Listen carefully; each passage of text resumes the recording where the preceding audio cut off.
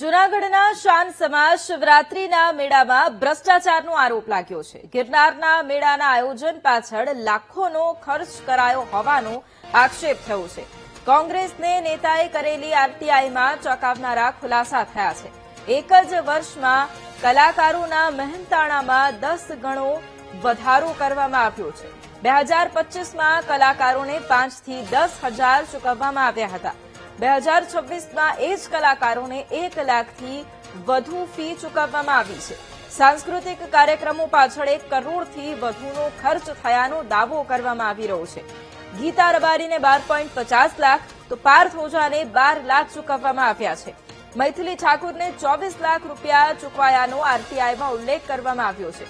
Event management એજન્સીઓને પણ લાખોના ચૂકવણા થયા હોવાનો આરોપ લાગ્યો છે। કોંગ્રેસે નિષ્પક્ષ તપાસ કરી અને હિસાબ જાહેર કરવાની માંગ કરી છે।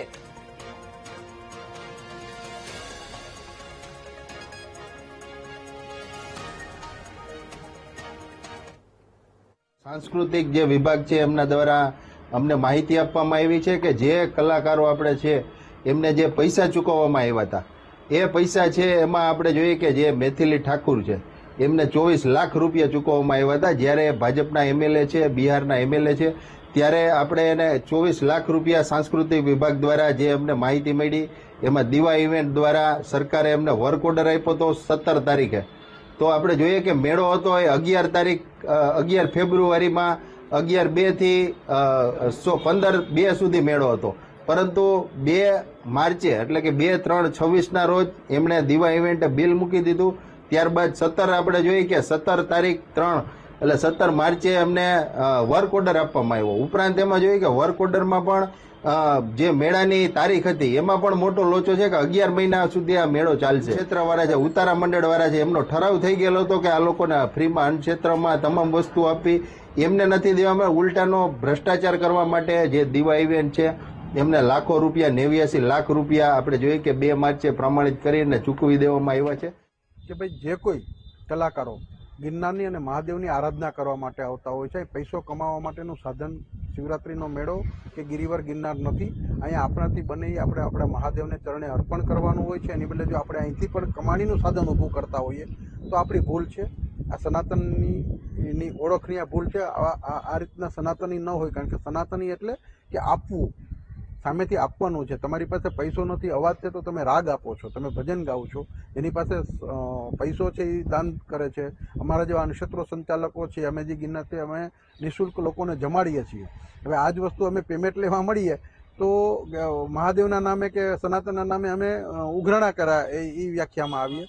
જે કોઈ ગ્રાન્ટની બાબતમાં, પછી એ સાંસ્કૃતિક કાર્યક્રમ હોય કે બીજી કોઈ જાતની ચૂકવણા હોય કે કોઈ પણ જાતની વ્યવસ્થા ભાગે જે પૈસો વપરાણો છે એની યોગ્ય તપાસ થવી જોઈએ। અને એમાં જો ભ્રષ્ટાચાર થયો છે અથવા ખોટી રીતે લેવાના છે, ખોટા ચૂકવાના છે તો એની ઉપર પગલાં લેવા જોઈએ। જેટલા પણ સ્થાનિક કલાકારો છે એનું જે પણ સ્થાનિક કમિટી દ્વારા નીતિ નિયમોને સાથે રાખી અને યોગ્ય રીતે એની પસંદગી કરી અને કમિટી દ્વારા જેના ચૂકવણા બાબતનું નક્કી કરવામાં આવેલું હતું, તેમજ એ સિવાયના જેટલા પણ કલાકારો હતા એ તમામ કલાકારોનું મારી વડી ઓફિસેથી એના તમામ કામગીરીની સોંપણી લોકોને કરવામાં આવેલી હતી।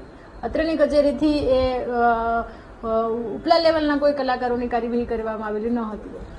અમે તો જેટલા પણ કલાકારોનું પેલું હતું ઉપરથી મારા હેડ ઓફિસે જે મને પેલો આપેલો હતો ઓર્ડર, એ ઓર્ડરને આધારે તમામને અહીંયાથી આઈએફએમએસ થ્રુ દરેક જે સ્થાનિક કલાકારો છે એને અમે આઈએફએમએસ થ્રુ પેમેન્ટ કરેલું છે। અમે કોઈ પાસેથી કોઈના પહેલામાં એકાઉન્ટ કરેલું નથી।